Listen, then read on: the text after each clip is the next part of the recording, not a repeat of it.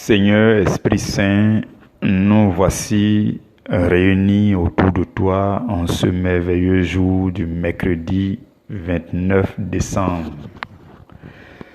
Nous te supplions, Saint-Esprit, prends le contrôle de ce temps de méditation que nous allons avoir en ta présence. Nous te prions d'être totalement au contrôle. Je me soumets à toi et je nous soumets tous à toi. L'endroit où chacun de nous se trouve, l'atmosphère spirituelle de ces endroits, je les soumets sous ton contrôle. Je te prie, Saint-Esprit, viens nous enrichir à travers ce rendez-vous de méditation. Fais-le, nous te supplions, au nom de Jésus. Nous te supplions, viens et chemine avec nous. Siège totalement tout au long de ce temps de méditation, afin que nous soyons enrichis, que nous soyons bénis, afin que le Père soit glorifié et que le Fils soit glorifié. Merci Saint-Esprit pour ta présence, merci pour le bonheur que tu nous fais de nous retrouver avec toi. Que le nom du Seigneur Jésus soit éternellement célébré. Amen. Mes frères, mes sœurs bien-aimés, je vous salue tous dans le précieux nom de Jésus-Christ, notre Seigneur et Sauveur. Nous sommes le 29 décembre. Et durant notre méditation d'hier, nous avons introduit ce que c'est que une direction divine. Et nous avons pu comprendre que lorsque nous vivons les saisons de vie, lorsque nous passons d'une saison à une autre, il y a un certain nombre de défis auxquels nous faisons face et qu'il faut relever. Nous avons énuméré 5 défis, 5 challenges qui se présentent aux hommes. Et nous avons aussi parlé des 3 manières de relever ces défis, 3 choses qu'il nous faut. Nous avons parlé de la sagesse divine, de l'amour de Dieu et de l'humilité. Et nous avons dit que il faille donc que chacun de nous s'engage résolument à travers une bonne direction divine si il veut avoir une vie de qualité durant la saison à venir, durant la saison de vie à venir. Pour ce qui nous concerne tous, c'est l'année 2022 qui est sur le point de se pointer dans quelques heures. Il convient donc que nous puissions être dans la bonne direction, la direction divine. Vous voyez, on dit direction divine. Divine, ça veut dire direction que Dieu donne, direction qui vient de Dieu. Vous remarquerez que dans chaque communauté, dans chaque ministère, dans chaque église, il y a le programme qu'on donne sur l'année. On dit, bon, cette année, voici le thème, cette année, voici ce qu'on va faire, voici les activités. C'est ça qu'on appelle direction divine. Donc, divine, ça veut dire que ce n'est pas le fruit de la réflexion d'un homme.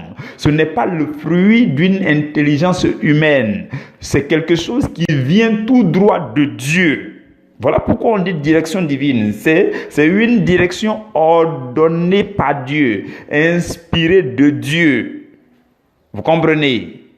Et donc, comme je nous l'ai dit hier, il y a 7 activités, 7 programmes principaux pour ce qui nous concerne dans la famille priorité à l'évangile, la direction divine à compter de janvier 2022 comporte 7 à 8 programmes. Bon, le 8e programme ne concerne que le groupe B. Je vais expliquer tout cela. Donc, sans tarder, nous allons aller à travers ces 8 programmes. 7 programmes pour tous et un dernier programme pour le groupe B seulement.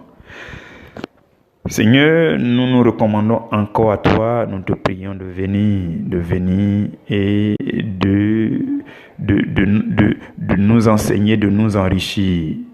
Béni sois-tu pour ce moment. Merci Saint-Esprit. Amen. Le premier programme que comporte la direction divine que Dieu a donnée et que la famille priorité à l'évangile est appelée à suivre. Donc toute la famille priorité à l'évangile est appelée à aller dans cette direction ensemble. Chaque personne qui est dans la famille priorité à l'évangile, qui suit les activités, qui suit le ministère et qui veut aller dans cette direction, peut bien aller dans cette direction. Et cette direction comporte 7 programmes que nous devons, dans lesquels nous devons nous impliquer. Je vais nous les expliquer. Je commence par les programmes de lecture et d'études bibliques. Donc, le premier point de notre direction divine, c'est nos programmes de lecture et d'études bibliques. Le programme Horeb et le programme Caleb. On connaissait tous déjà le programme Caleb. Le Caleb, c'est le programme qu'on a en général de avril jusqu'à octobre, jusqu'à fin octobre. Caleb, ça veut dire calendrier de lecture et d'études bibliques. Caleb. Tout cela nous vient de Dieu directement. Ce n'est pas quelqu'un qui a composé quoi que ce soit. Et maintenant, dans le même sens, de janvier jusqu'à fin mars, le programme qu'on a, c'est le programme Horeb. Horeb, ça veut dire horloge d'études bibliques. Vous vous souvenez de cette belle montre-là. Donc, c'est maintenant que son nom est descendu du ciel. Pour ceux qui étaient là l'année dernière, on a vu la montre. Chaque semaine, il y a l'horloge qui apparaît, ainsi de suite. Et c'est notre programme de lecture biblique, d'études bibliques. Donc, désormais, on appelle ça le programme Horeb. Horeb, ça veut dire horloge d'études bibliques, qui va nous permettre de balayer tout le Nouveau Testament en 12 semaines, de janvier jusqu'à fin mars. Tout le Nouveau Testament, à raison de 3 à 4 chapitres par jour, du lundi au samedi. On va balayer tout le Nouveau Testament, les 27 livres du Nouveau Testament, les 260 chapitres. Nous allons les balayer de Matthieu jusqu'à Apocalypse. Pourquoi? Parce que notre communauté s'appelle priorité à l'évangile. Vous comprenez? Tout cela donne du sens au nom de la famille. Vous comprenez? Et une autre raison de lire la Bible, d'étudier la Bible, c'est pour bâtir vous-même une foi personnelle, une foi basée sur la parole de Dieu, pour que chacun découvre Dieu personnellement. Vous comprenez? Pour que chacun ait une connaissance personnelle de la parole de Dieu. Donc, quand on va faire le programme Horeb pendant les 12 semaines, de janvier jusqu'à fin mars, dès le 1er avril, on commence avec le Caleb. Et on ira avec le Caleb jusqu'à fin octobre. Et ce qui se passe de novembre jusqu'à décembre, c'est qu'il n'y a pas de programme. Ça permet à chacun d'avoir un programme personnel, d'essayer de voler de ses propres ailes. Parce qu'on vous a aidé pendant 3 mois, 7 mois, avec un programme qui est sur place qu'on peut suivre très bien. Mais après, il faut qu'on permette à chacun d'aller à travers un programme personnel. C'est ce que nous faisons. Donc, dans la période de novembre à décembre, il n'y a ni Caleb, il n'y aura ni Horeb. Vous comprenez? Donc, c'est ce que nous faisons. Et cela va vous aider. Cela va vous aider à fouiller vous-même dans les Écritures, à avoir une connaissance personnelle des Écritures. Dans le livre de Jean, au chapitre 4, vous allez vous souvenir, frères et sœurs, de la femme samaritaine avec qui Jésus a échangé. Et lorsque la femme est allée dans la ville, elle a appelé les gens, ils sont venus, ils ont écouté le Seigneur a même passé du temps avec eux, ainsi de suite. Quand vous lirez les versets 41 au verset 42, Jean chapitre 4, vous verrez que les gens ont dit, la Bible dit qu'un beaucoup plus grand nombre ont cru à Jésus, à la parole de Jésus. Et le verset 42 dit, et il disait à la femme samaritaine, il lui disait, ce n'est plus à cause de ce que tu as dit que nous croyons, car nous l'avons entendu nous-mêmes, et nous savons qu'il est vraiment le sauveur du monde. Cela veut dire quoi? On peut beau prêcher, on peut beau vous enseigner la parole de Dieu, mais ce que vous-même vous allez découvrir personnellement dans votre Bible va faire la différence. Vous comprenez? Donc il convient que chacun aille à la découverte de Dieu dans sa propre Bible, dans une méditation personnelle, dans des moments de lecture biblique personnelle. Voilà pourquoi on met le programme et on nous engage tous à suivre cette direction. Vous comprenez? Et cela va vous permettre encore d'être de plus en plus enrichi lorsque vous allez écouter des enseignements. Je vous explique. Si vous n'avez pas l'habitude de lire la Bible, que vous écoutez les enseignements qu'on donne, les prédications qu'on donne, vous ne serez pas très très bien enrichi. Contrairement à celui qui lit la Bible parallèlement et qui écoute aussi les enseignements. Il est doublement enrichi. Vous comprenez? Quand vous lisez le livre de Actes au chapitre 17, la Bible parle des Juifs de Bérée. Au verset 11, la Bible parle des Juifs de Bérée qui avaient des sentiments plus nobles. Et la Bible dit qu'ils ont reçu la parole avec beaucoup d'empressement. Et ils examinaient chaque jour les Écritures pour voir si ce qu'on leur disait était vrai. On vous prêche la parole. Si vous ne vérifiez même pas si les versets bibliques qu'on emploie, ce qu'on dit, c'est vrai, c'est compliqué. Votre foi va dépendre seulement de la foi du prédicateur. Non, ce n'est pas cela. Donc, en mettant le programme de lecture biblique en place, cela vous aide à vérifier l'exactitude de tout ce qu'on vous enseigne. Ça vous rend autonome, ça vous rend responsable. Nous voulons des chrétiens responsables, des chrétiens autonomes, des chrétiens qui ont une foi personnellement basée sur la Bible, qui découvrent personnellement les révélations de la parole en lisant et en méditant leur propre Bible, et qui, face à un petit problème, eux-mêmes peuvent manifester leur foi sans avoir besoin d'appeler le berger. Vous comprenez? C'est ça l'objectif. Et cela vous aide aussi à ne pas vous laisser tromper par n'importe qui, par n'importe quel prédicateur, par n'importe quel enseignant de la parole, par n'importe quelle prédication. Aujourd'hui, il y a beaucoup de prédications partout. Donc, en lisant personnellement la Bible, vous ne vous laisserez pas tromper. Vous ne vous laisserez pas séduire. L'apôtre Paul dit aux Colossiens, dans Colossiens 2 au verset 4, il dit, je vous dis tout cela afin que personne ne vous trompe par des discours séduisants. Donc, si vous ne lisez pas la Bible personnellement, vous risquez de vous laisser tromper par des discours séduisants de quelqu'un.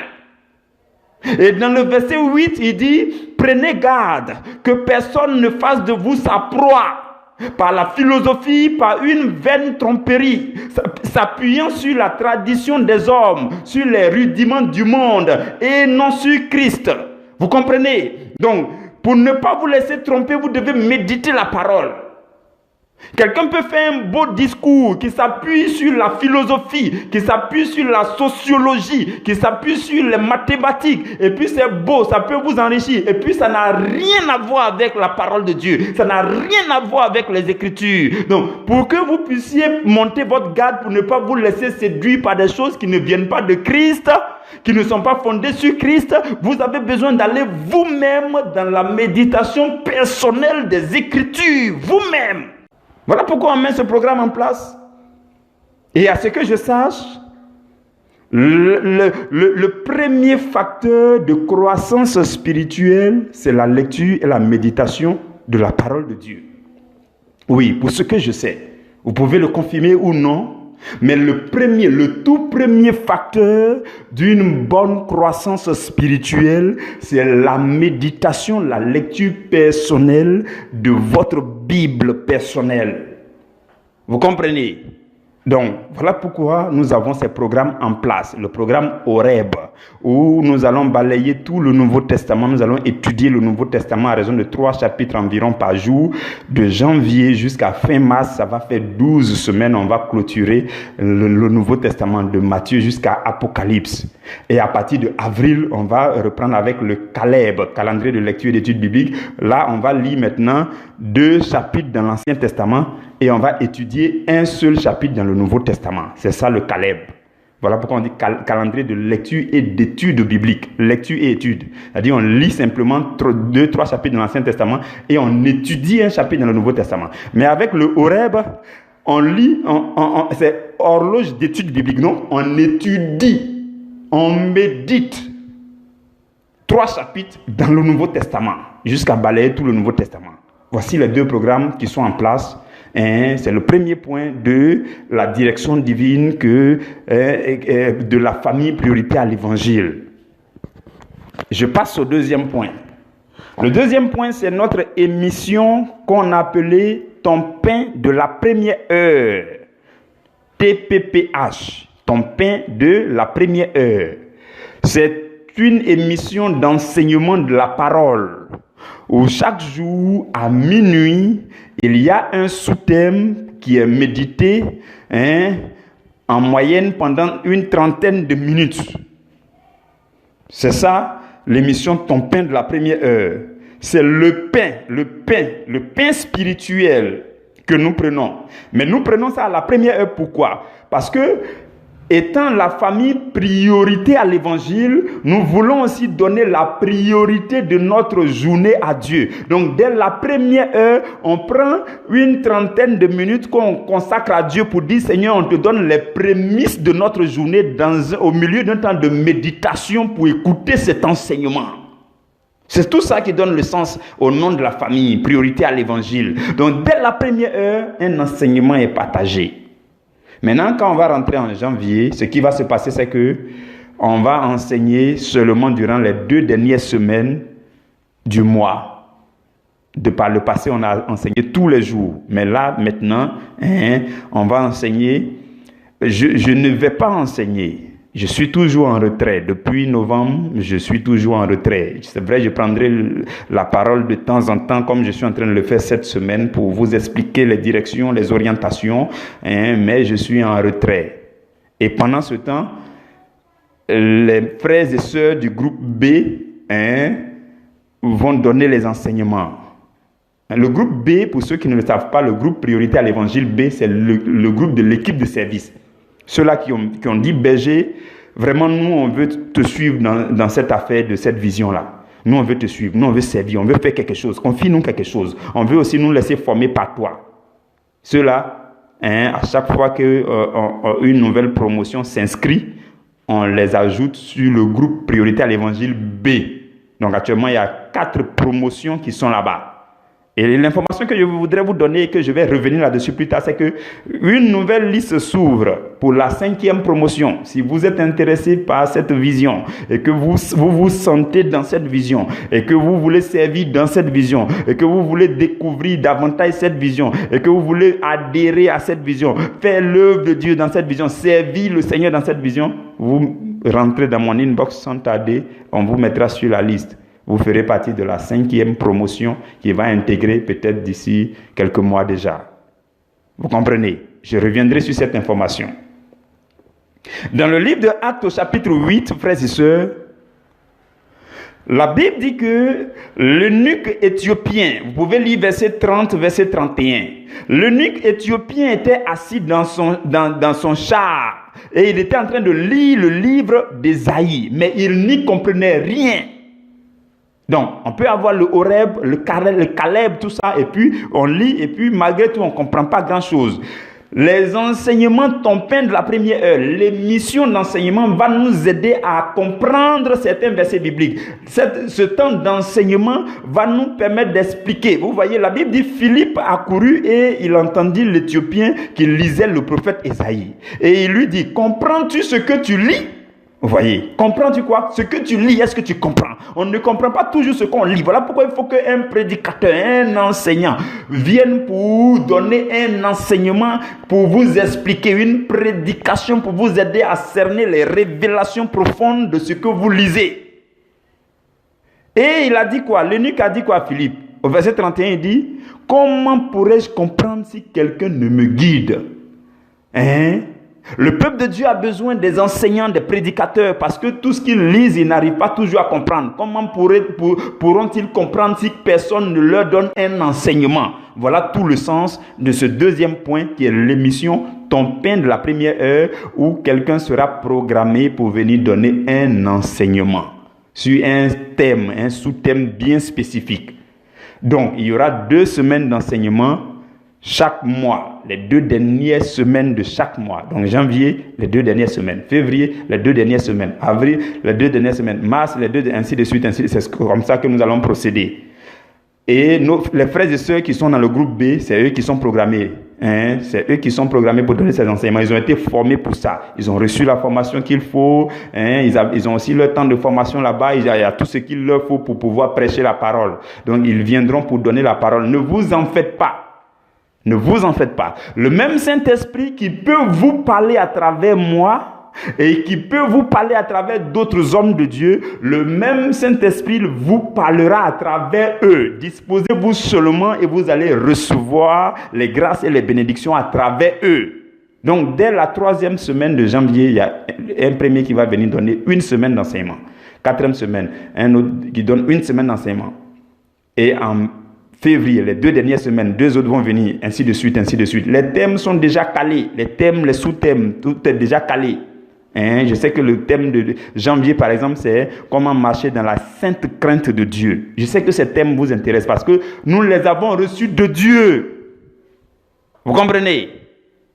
Voilà tout ce qui doit vous encourager à vous engager dans cette direction divine qu'on est en train de détailler. Vous comprenez, frères et sœurs?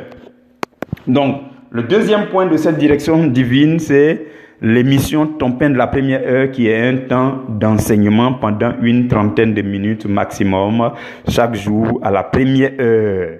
Mais pour cette nouvelle saison, on va faire seulement les 2 dernières semaines de chaque mois. 3e point de cette direction divine, c'est la rediffusion des enseignements. Les enseignements qui sont passés, on va les rediffuser. C'est très important. Nous savons tous que quand on écoute un enseignement aujourd'hui et qu'on réécoute dans 2, 3 mois, 5 mois, 1 an, il y a de nouvelles choses qu'on peut capter par le Saint-Esprit. Et un même enseignement peut davantage nous bénir au fur et à mesure qu'on écoute, qu'on réécoute. On a compris cela de par le passé. On a diffusé les enseignements de 2019, ainsi de suite, et ça nous a bénis. Vous comprenez? Donc, à partir de janvier, la première semaine de janvier jusqu'à sur 7 mois, on va rediffuser tous les enseignements qu'on a eus pendant la saison de 7 mois en 2020. La saison sur l'amour divin.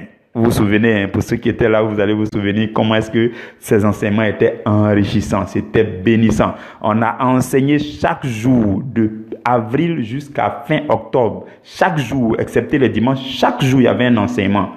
Et le thème général, c'était l'amour divin. C'était enrichissant, c'était fortement bénissant. Nous allons rediffuser ces enseignements calmement. Ceux qui viennent de nous rejoindre, vous n'avez rien perdu. Engagez-vous résolument à travers cette direction divine. Impliquez-vous et appliquez-vous à suivre tout ce qu'on est en train de dire, tout ce qui a été mis en place pour vous. Vous comprenez? Donc, rediffusion des enseignements sur l'amour divin. À compter du 1er janvier, chaque jour à midi 00, chaque jour à 12h. Donc, pour ce qui concerne la rediffusion, c'est chaque jour à 12h GMT, du lundi au samedi. Dans le livre de Actes au chapitre 13, la Bible dit que l'apôtre Paul et Barnabas sont arrivés quelque part et ils ont fini de prêcher. La Bible dit que la semaine qui a suivi, on leur a demandé de venir prêcher sur les mêmes choses. Le verset 42, Acte 13, 42. Et même dans Philippiens 3, verset 1, Paul lui-même, il dit, mes frères, réjouissez-vous dans le Seigneur, parce que je ne me lasse point de vous écrire les mêmes choses. Donc, la répétition est salutaire. La répétition est salutaire. Donc, un enseignement que vous réécoutez, ça vous communique plus de vie, plus de grâce. Voilà pourquoi nous allons rediffuser ces enseignements du passé. Vous comprenez? Donc, la saison sur l'amour divin, nous allons la rediffuser entièrement à partir de janvier. Première semaine de janvier, chaque jour à 12 heures. Donc, quelqu'un sera au programme pour assurer ces rediffusions. Vous suivez. Donc, ça fait déjà 3 programmes. 3 programmes. Le premier programme, c'est les lectures et études bibliques. Le programme Horeb, horloge d'études bibliques, de janvier jusqu'à fin mars. Et le programme Caleb, calendrier de lecture et d'études bibliques, de avril jusqu'à fin octobre. Après les programmes de lecture et d'études bibliques, il y a en deuxième point le programme, l'émission d'enseignement, appelée Ton pain de la première heure. Donc, nous allons faire les 2 dernières semaines de chaque mois, à partir de janvier. Et un frère du groupe B sera au programme pour donner les enseignements pendant 1 semaine. Vous comprenez? Et le troisième, c'est la rediffusion des enseignements du passé. Donc, la grande saison que nous avons eue en 2020 sur l'amour divin sera rediffusée entièrement. Et le 4e, je veux qu'on fasse le 4e point avant de nous laisser aujourd'hui. Et demain, on va continuer, poursuivre sur les 3 autres. Donc, le 4e point de notre direction divine, c'est le jeûne de chaque mois, jeûne de fin de mois. C'est très important, c'est très très capital. Engagez-vous dans ces jeûnes.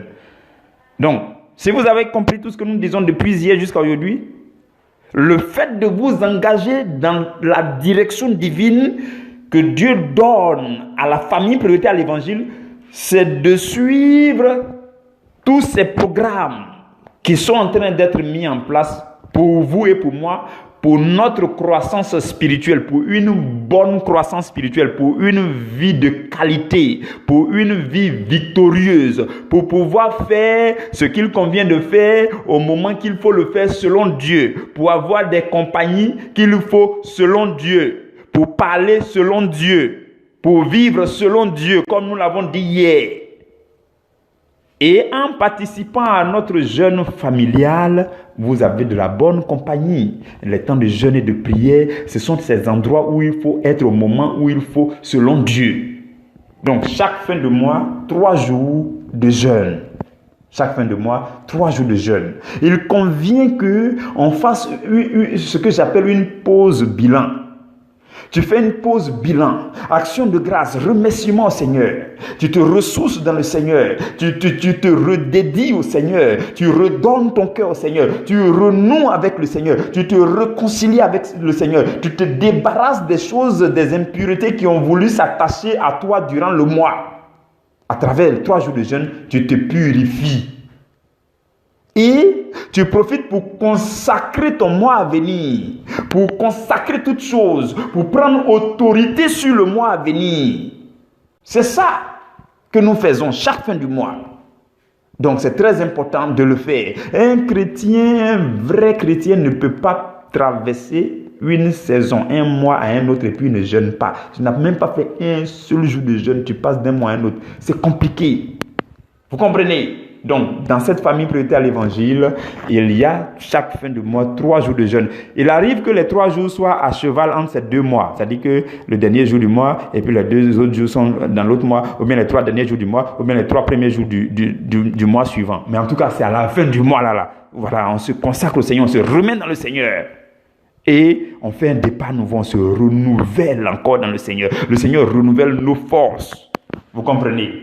C'est ce que nous faisons. Donc, ça fait 4 programmes. Nous allons nous arrêter là. Et demain, nous allons continuer avec les 3 autres programmes. Nous allons continuer demain avec les 3 autres programmes. Que Dieu vous bénisse, frères et sœurs. Que la main du Seigneur demeure sur vous. Donc, demain, nous allons continuer avec 3 programmes. Et on va achever avec le 8e programme qui ne concerne que le groupe B. On va parler de ces 4-là demain, mais dans l'ensemble, globalement, il y a 7 qui concernent la grande famille prioritaire à l'évangile B et il y a un qui concerne l'équipe de service priorité à l'évangile B. Que la main du Seigneur vous garde. Comme je l'ai dit, la liste est ouverte pour la 5e promotion qui veut rejoindre l'équipe de service pour faire quelque chose dans cette vision. Que Dieu vous bénisse, que le sang de Jésus-Christ vous imbibe, vous et vos familles, au nom de Jésus, au nom de Jésus. Amen.